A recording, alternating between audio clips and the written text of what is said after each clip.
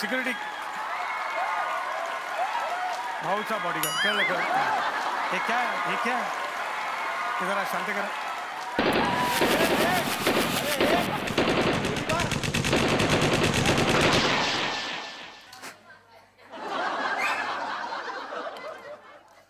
एवढं शांत करा सांगितलं नव्हतं.